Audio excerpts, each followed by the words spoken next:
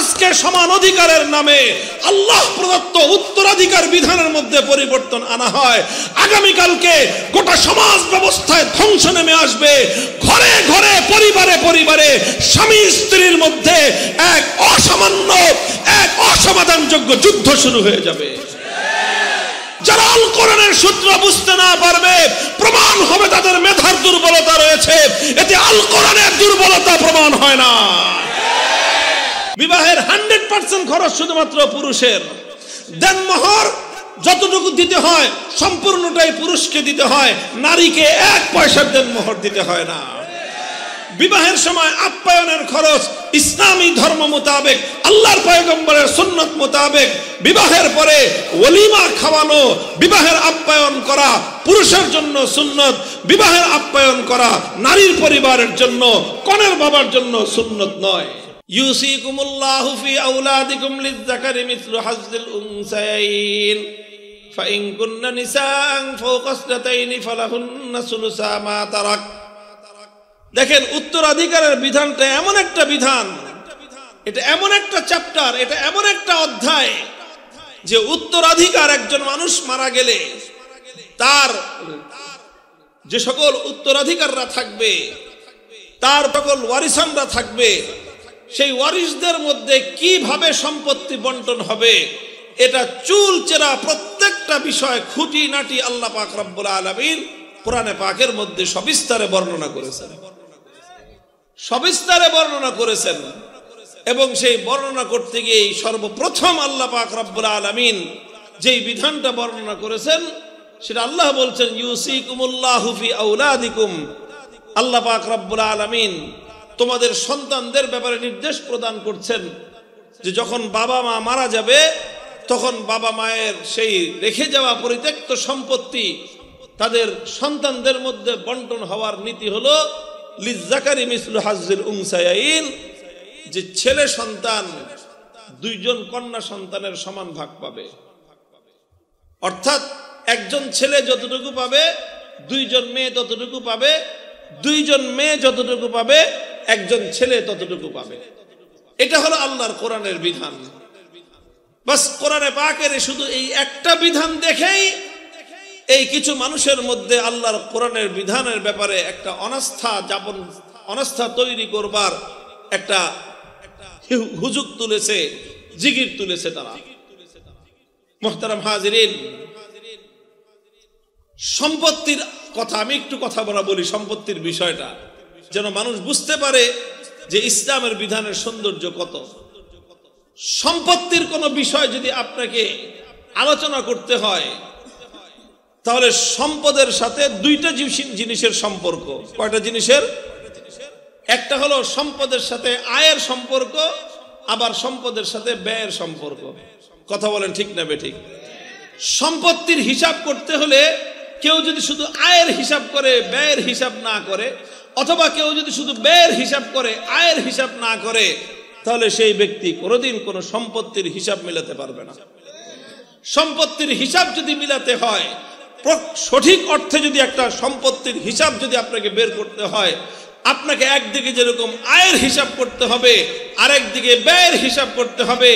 আয় এবং ব্যয় দুটো প্লাস মাইনাস করে আপনাকে ব্যালেন্স শিট তৈরি করতে হবে, তখনই আপনার পক্ষে নির্ভুল একটা হিসাব করা সম্ভব। কিন্তু তারা কি করলো? শুধু আয়ের হিসাব দেখলো, ব্যয়ের হিসাব তারা দেখলো না।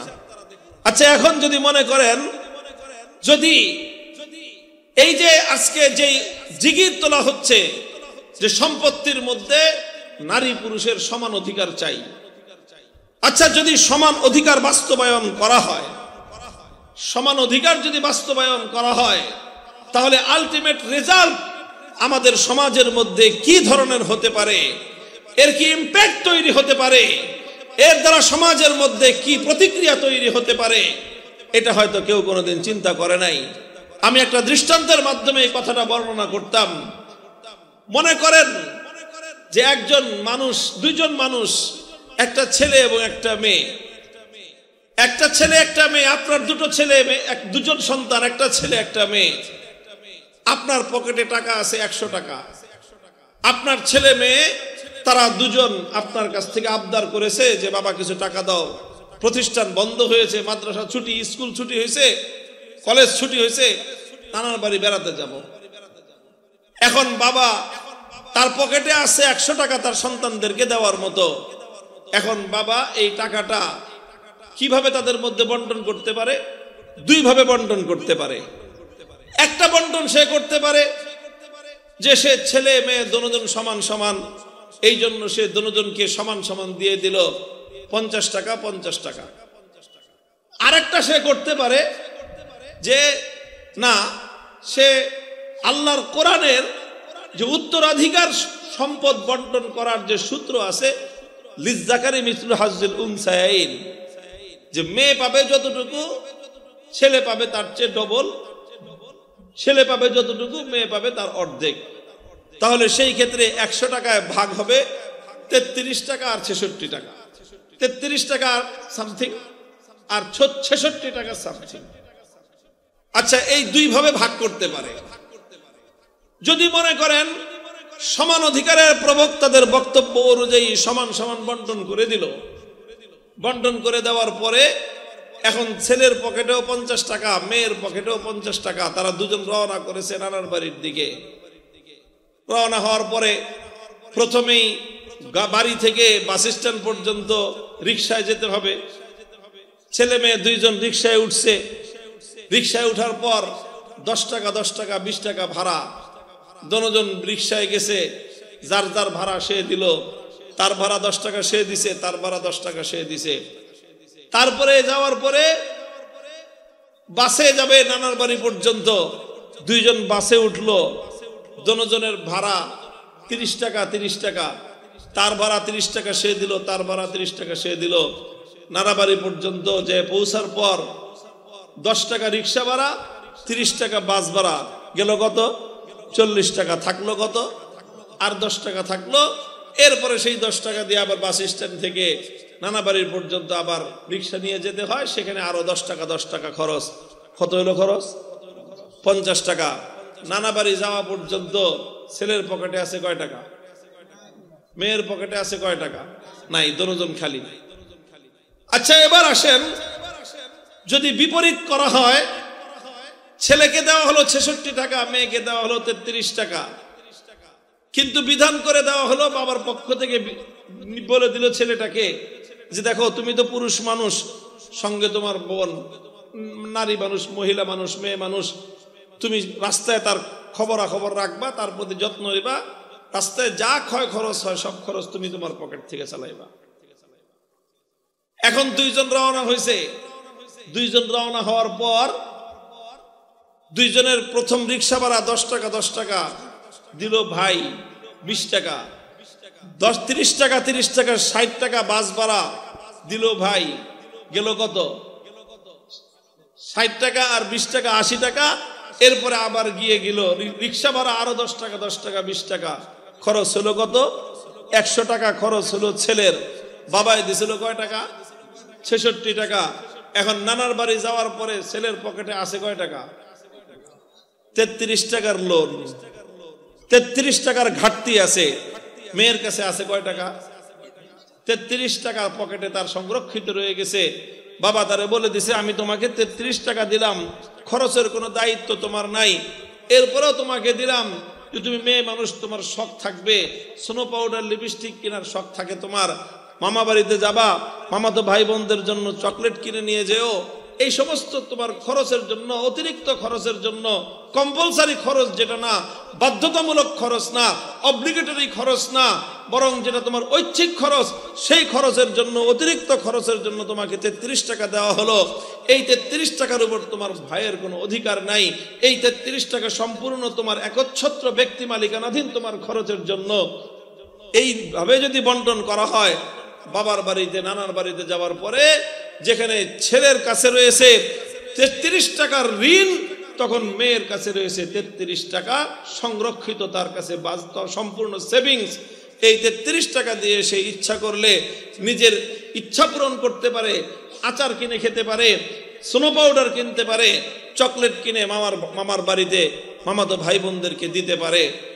তাহলে এই ক্ষেত্রে দেখেন তো, শুরুতে যখন আমরা হিসাব করলাম সমান সমান যদি উভয়কে দেওয়া হয় 50 টাকা 50 টাকা দিলে পরে তার যে সূত্র সমান অধিকারের সূত্র যদি প্রয়োগ করা হয় গন্তব্য পর্যন্ত পৌঁছার পর ছেলের হাতেও ফোন শূন্য, ছেলের পকেটেও শূন্য, মেয়ের পকেটও শূন্য, কারো হাতে কোনো টাকা নাই।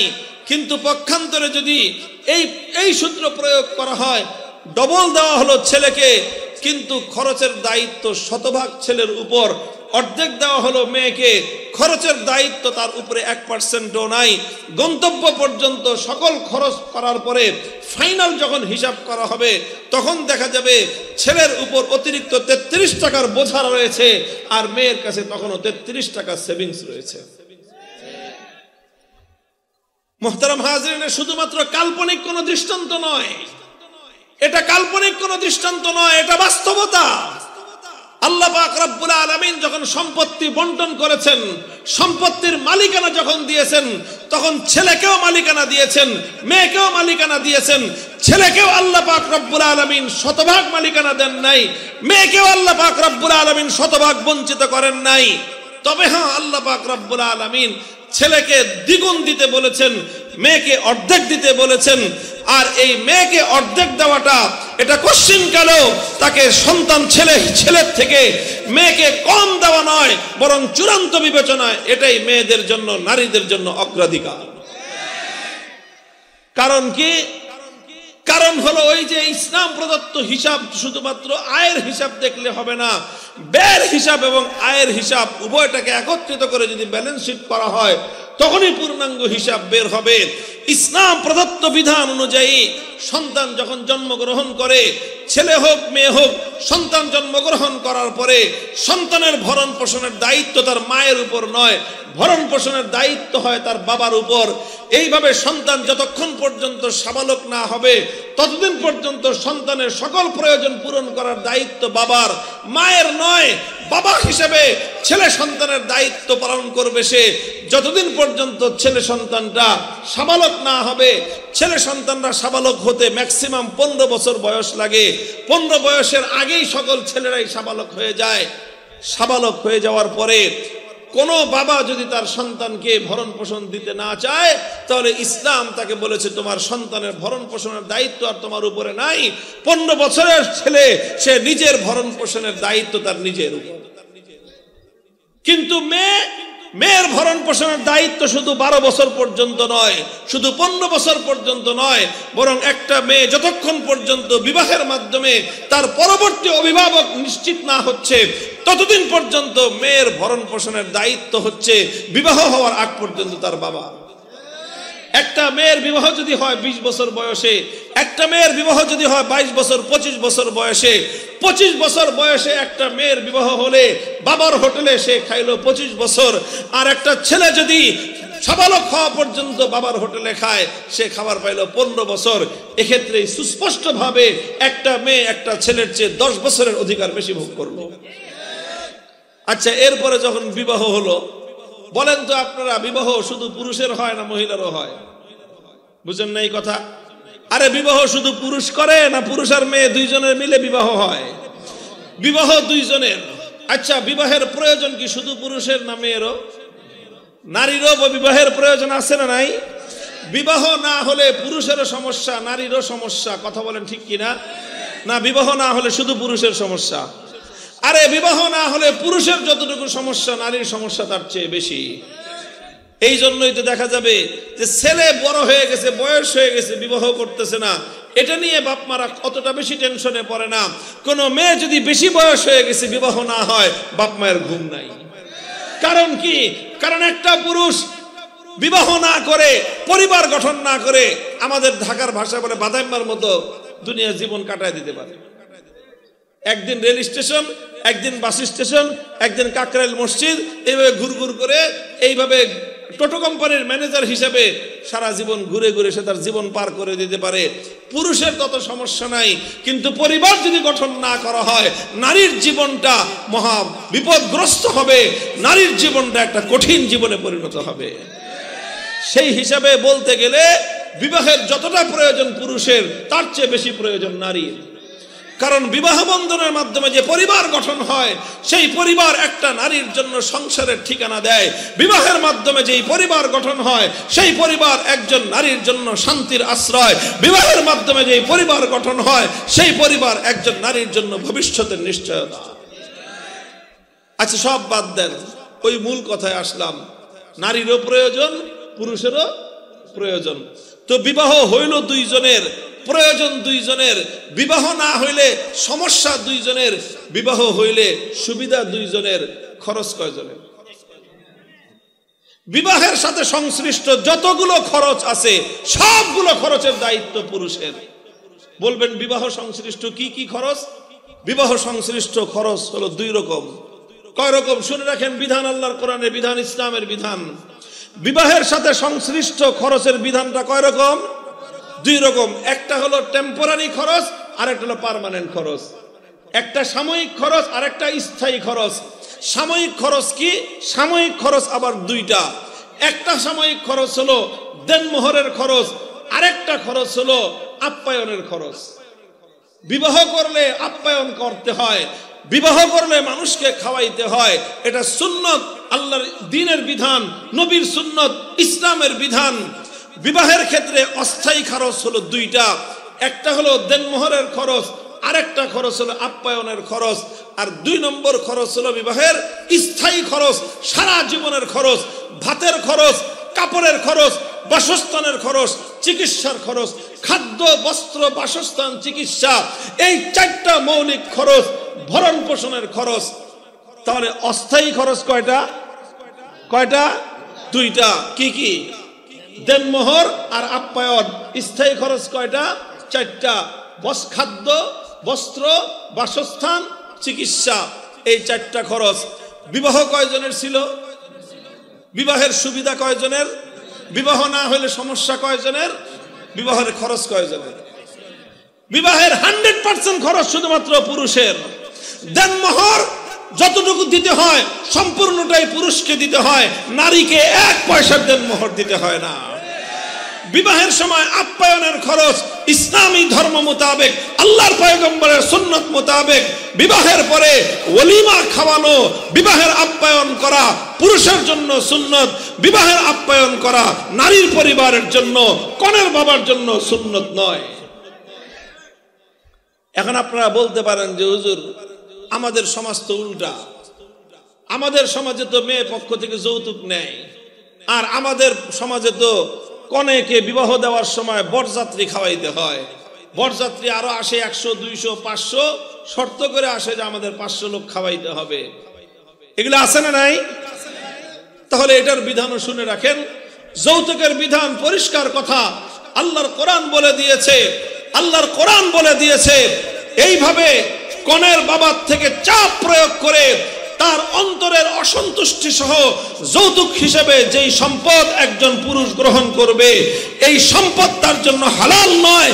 এই সম্পদ তার জন্য জাহান্নামের আগুন হিসেবে সে পেটের মধ্যে পড়তেছে। সুতরাং কনের বাবাকে চাপ প্রয়োগ করে তার কাছ থেকে কোনো যৌতুক নেওয়া সম্পূর্ণরূপে হারাম।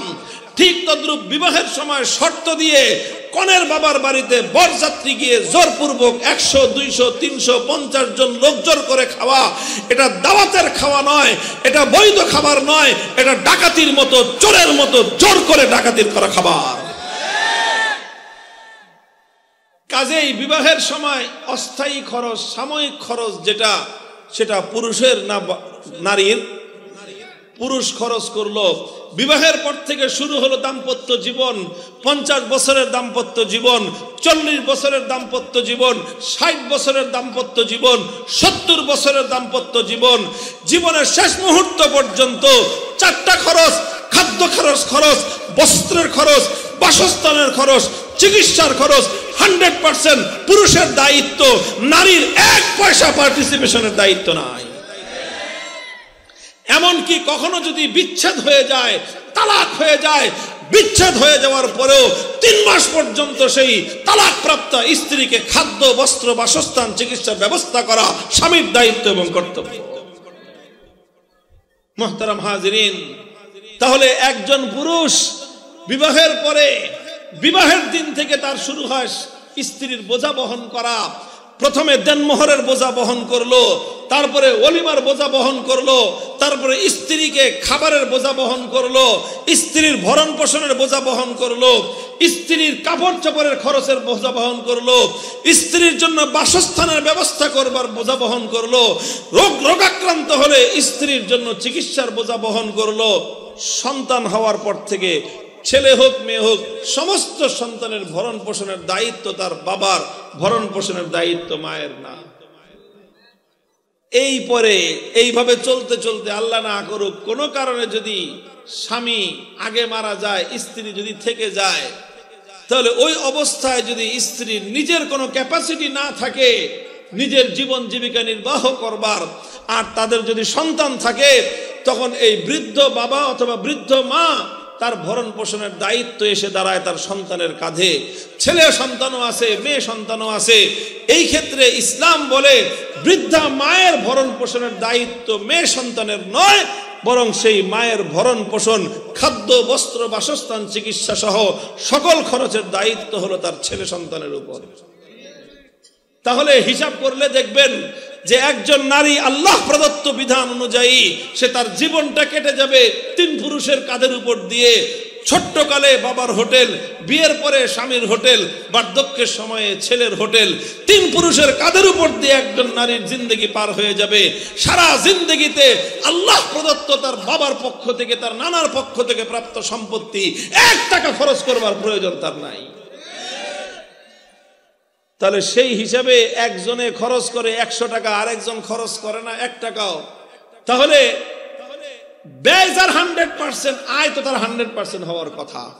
যার ব্যয় 0%, তার আয়ও 0% থাকার কথা। এটা হলো যুক্তির কথা, এটাই হলো যুক্তির কথা যে খরচ যেহেতু আমি 100% করব, আমি খরচ 100 টাকা করব, তো 100 টাকা থেকে 10 টাকা তুই কিনে নিবি। খরচ তো আমি করব, তো তুই কেন 10 টাকা নিবি? খরচ 100 টাকা আমি করব, কাজে সম্পূর্ণ 100 টাকা বাপ আমাকে দিবে, তোমাকে কেন 33 টাকা দিবে? যদি সমান অধিকারের কথা বলো, যদি সমান হিসাবের কথা বলো, আয় এবং ব্যয়ের হিসাব করে চূড়ান্ত বিবেচনায় সমান অধিকারের হিসাব করতে গেলে 100% শতভাগ সম্পত্তির মালিকানা পুরুষ পায়। সমান অধিকারের হিসাব করতে গেলে নারী 1 টাকাও পায় না। আর যদি বলো যে না, সমান অধিকার হবে, নারী অর্ধেক পাবে, পুরুষও অর্ধেক পাবে, তাহলে আয়ের হিসাব যদি আল্লাহটা বদলায় দাও, ব্যয়ের হিসাব ওই ইসলামেরটা বদলে যাবে। ব্যয়ের হিসাবেরটা যদি বদলায় যায়, তখন শুরু হবে কি? তখন শুরু হবে বিয়ের সময় দেনমোহর যা হবে 1 লাখ টাকা, 50 তোমার, 50 আমার, ফালাও আগে টেবিলে। কারণ সমান অধিকার, তুমিও সমান আমিও সমান। তো আমি বিয়ে 2 জনের, খরচ কয়জনের? বিয়ে যেরকম 2 জনের, দেনমোহরও 2 জনের, তোমার 50 আমার 50। অলিমা করতে হবে, 100 মানুষ খাওয়াইতে হবে। গরু তুই একটা ফালা, গরু একটা আমি ফালাম, তাহলে সমান সমান হলো। কথা বলেন ঠিক না বেঠিক? এরপরে বিয়ের পরে যখন খাওয়ার ব্যবস্থা, যখন স্বামী স্ত্রী 2 জনের পরিবার চলবে, মাসে খরচ হবে 10,000 টাকা, 5,000 আমার, 5,000 তোমার। তারপরে বছর গড়াইলে যখন সন্তান হবে, সেই সন্তানের জন্য মেডিকেল যেই খরচ হবে, মেডিকেল যেই বিল হবে 50,000, 25,000 তোমার, 25,000 আমার। এরপরে সন্তান 3 দিন পরে যখন স্কুলে ভর্তি হবে, স্কুলে মাসে যখন নাকি তার 6,000 টাকা বেতন, 3,000 তোমার, 3,000 আমার। এইভাবে সমস্ত জায়গায় সমান অধিকারের অর্থ হলো ভরণ পোষণ আর কোনোদিন স্বামীর কাছ থেকে স্ত্রী দাবি করতে পারবে না, বরং স্বামী অর্ধেক খরচ দিবে সংসারের, স্ত্রীকে অর্ধেক খরচ দিতে হবে সংসারের। এইভাবে যদি সংসারগুলোতে এই অবস্থা চলতে থাকে, তাহলে গোটা সমাজ ব্যবস্থা ধ্বংস হয়ে যাবে। এরপরে হবে কি জানেন? পোলা যখন আইসা বলবে যে বাবা স্কুলের তো বেতন চায় মাস্টারে, কত বেতন? 5,000 টাকা। বাপে পকেট থেকে 2,500 টাকা বের করে দিয়ে বলবে যে আমি 2,500 দিলাম, বাকি তো আর 2,500 মায়ের কাছ থেকে নিয়ে যা। এখন পোলা মায়ের কাছে যায়, মা কবে আমি কি লিখে দেবো? পোলা তো তোর বাপের পোলা, আমার কাছ থেকে টাকা চাস কেন? মায়ে তো দিবে না, কারণ দিয়ে তো অভ্যস্ত না তারা। 2,500 দিবে না। পোলা 3 দিন ঘুরে কবে যে বাপে টাকা দিছে, মায়ে টাকা দেয় না, ঠিক আছে যা, স্কুলে যাব না। ওই 2,500 টাকা দিয়ে ও যে গুলতি খেলবে, ওরে 2,500 টাকা যে বাতাসা কিনে খেয়ে টোটো কোম্পানির ম্যানেজার হবে, এই ছেলের আর স্কুলে পড়াশোনা হবে না। মুহতারাম হাজিরিন, আমরা এই ব্যবস্থাটাকে কেন এটাকে আমরা চ্যালেঞ্জ করি, কেন আমরা এর বিরুদ্ধে প্রতিবাদ জানাই, কেন আমরা এটাকে পরিবার এবং সমাজ ধ্বংসের হাতিয়ার বলে বিবেচনা করি? কারণ যদি আজকে সমান অধিকারের নামে আল্লাহ প্রদত্ত উত্তরাধিকার বিধানের মধ্যে পরিবর্তন আনা হয়, আগামীকালকে গোটা সমাজ ব্যবস্থায় ধ্বংস নেমে আসবে। ঘরে ঘরে, পরিবারে পরিবারে, স্বামী স্ত্রীর মধ্যে এক অসমাধানযোগ্য যুদ্ধ শুরু হয়ে যাবে। এইভাবে এই গন্ডগোলার দাম্পত্য কলহের মধ্যে পড়ে আগামীর প্রজন্ম ধ্বংস হবে। ছেলেদের স্কুল পড়াশোনা বন্ধ হয়ে যাবে, ছেলেদের ভরণ পোষণ সুন্দরভাবে হওয়া বন্ধ হয়ে যাবে, সবকিছু ধ্বংস হয়ে আমাদের সমাজ ওই পাশ্চাত্যের লাগামহীন এক সমাজে পরিণত হবে। যেই সমাজে বহু মানুষ জানে না তার বাবার পরিচয় কি, বহু মানুষ জানে না তার বাবা এবং মাকে। এইভাবে সেই সমাজের মধ্যে লাওয়ারিস সন্তান অসংখ্য জন্ম নিয়েছে। এরকম এক অন্ধকার সমাজ, যেখানে বাতির লাল নীল বাতির আলোর ঝলকানি আছে, সেখানে উন্নত মানের দামি বাড়ি আর গাড়ি থাকতে পারে, কিন্তু অনেক উন্নত মানের আসবাবপত্র থাকতে পারে, এসির ঠান্ডা বাতাস থাকতে পারে, কিন্তু শীতাতপ নিয়ন্ত্রিত সেই 10 তলা 20 তলা সেই হাই রাইজ বিল্ডিং এর সুন্দর মনোরম সুসজ্জিত কামরার মধ্যে ঘুমাইতে হলে 3টা ঘুমের ট্যাবলেট খেয়ে ঘুমাইতে হয়। শান্তি নাই পরিবারগুলোর মধ্যে, কারণ পরিবারের মধ্যে দাম্পত্য কলহ। এটা হলো কারণ যে তারা ইসলামের এই পারিবারিক বিধানটা পশ্চিমা জগৎ গ্রহণ করে নাই। পশ্চিমা জগৎ ইসলামের অনেক কিছুই তারা নকল করেছে, ইসলাম থেকে অনেক কিছুই তারা গ্রহণ করেছে। ইসলাম থেকে যেই সব জায়গাগুলোতে পশ্চিমা জগৎ গ্রহণ করেছে, সেই জায়গাগুলোতে পশ্চিমা জগৎ সাকসেসফুল হয়েছে। যেই জায়গাগুলোতে ইসলাম থেকে তারা গ্রহণ করে নাই, বরং ইসলামকে তারা ডিনাই করেছে, ইসলামকে তারা প্রত্যাখ্যান করেছে, সেই জায়গাগুলোতে ইউরোপ এবং আমেরিকায় অশান্তির দাবানল দাউ দাউ করে চলতেছে। এখন লেস কাটা শিয়াল চায় সব শিয়ালের লেস কাটা যাক। পাশ্চাত্যের পরিবার ব্যবস্থা নাই, ধ্বংস হয়ে গেছে পরিবার সিস্টেম তাদের মধ্যে। এখন তারা চায় মুসলমানদের সমাজের মধ্যে পরিবার ধ্বংস হয়ে যাক। এই জন্য মুসলিম সমাজের মধ্যে তারা তাদের এজেন্সি তৈরি করেছে, এজেন্ট তৈরি করেছে, দালাল আর চামচা গোষ্ঠী তৈরি করেছে, পেইড এজেন্ট তৈরি করেছে, যারা টাকা দিয়ে পয়সা দিয়ে মুসলিম সমাজের মধ্যে ইহুদি খ্রিস্টানদের এজেন্ডা বাস্তবায়ন করার জন্য কাজ করে। তাদেরকে টাকা পয়সা দিয়ে ওরা লালন পালন করে। ওরা চায় মুসলিম সমাজের মধ্যে সুন্দর চমৎকার চলমান এই বিধানটাকে ধ্বংস করে দিতে। মুহতারাম হাজিরিন, কথা আর আমি আর লম্বা করব না। এই জায়গাটায় শুধু একটা কথা মনে রাখবেন, আল্লাহ প্রদত্ত এই বিধানের মধ্যে আমরা মুসলমানরা কিছু ত্রুটি করেছি বলেই আজকে আমাদের উপর পশ্চিমা জগৎ আল্লাহর কোরআনের বিরুদ্ধে আমাদের ঘরের কিছু সন্তানদেরকে দিয়ে কোরআন বিরোধী আইন বাস্তবায়ন করবার প্রস্তাব দেওয়ার মতো এই দুঃসাহস তারা দেখিয়েছে। এর কারণ আমাদের মুসলমানদের মধ্যে আমরা কিছু ত্রুটি করি। বলবেন হুজুর কি ত্রুটি করি? আমরা ত্রুটি করি আল্লাহ প্রদত্ত বাবার সম্পত্তির মধ্যে, মায়ের সম্পত্তির মধ্যে ছেলে এবং মেয়ের যে ন্যায্য অধিকার ছিল, আমরা পুরুষরা আমাদের মেয়েদেরকে, আমরা ভাইয়েরা আমাদের বোনদেরকে তাদের প্রাপ্য অধিকারটুকু দেই না। আল্লাহ পাক রব্বুল আলামিন যে তাদের জন্য অর্ধেক দিয়েছেন, সেই অর্ধেকটা তো তাদেরকে দিবেন। সেই অর্ধেকটা অধিকাংশ আমাদের সমাজের মধ্যে এমন একটা অবস্থা দাঁড়িয়েছে যে সেই বাবার বাড়ির সম্পত্তি বোনদেরকে দেওয়াটা, এটা অধিকাংশ ক্ষেত্রে ভাইয়েরা মনে করে যে আকাশের মাথার উপর যেন পাহাড় চেপে বসেছে। তারা মনে করে যেন, মনে হয় এরকম যে তার পকেটের টাকা, কামাই করা টাকা বোনকে দিতে হচ্ছে, অথচ তোমার পকেটের কামাই করা টাকা তো তোমার বোনকে দিতে বলা হয় নাই। তোমার বাবা যেই টাকা কামাই করে রেখে গিয়েছেন, যেই সম্পত্তি রেখে গিয়েছেন, সেই সম্পত্তিতে তুমি পাবা, ভাই হিসেবে তুমি ডবল পাবা, বোন হিসেবে সে সিঙ্গেল অংশ পাবে। বোনের সিঙ্গেল অংশ বোনকে দিয়ে দাও, ভাইয়ের ডবল অংশ ভাইকে দিয়ে নিয়ে নাও। কোনদিন তাহলে এই নারীরা আর বৈষম্যের এবং অন্যায় অবিচারের শিকার হবে না। দেয় অনেকে আছে, দেয় আবার কিভাবে দেয় জানেন? উন্নত ভালো দামি জমি যেগুলি আছে এগুলো সব ভাইরা রেখে দেয়, আর ওই ক্ষেতের ডোবা এবং নালার জায়গা জমি ওগুলি বোনদেরকে দিয়ে দেয়, যেখানে কোনোদিন মানুষ যেতে পারবে না। এটা অন্যায়। বরং ইসলামের বিধান হলো পূর্ণ সম্পত্তিকে তুমি আগে ভ্যালুয়েশন করবা, মূল্যমান নির্ধারণ করো। সহজ সিস্টেম হলো এটা, মূল্যমান নির্ধারণ করো। বাড়ির জমি তুমি রাখতে চাও, বাড়ির জমির দাম ধরো, বাড়ির উঁচু জমি, ভিটা জমি, এটার দাম কাঠা প্রতি বা শতাংশ প্রতি 5 লক্ষ টাকা। আর ক্ষেতের জমি, নালা ডোবা জমি, ওটা শতাংশ প্রতি দাম হলো মাত্র 30,000 টাকা।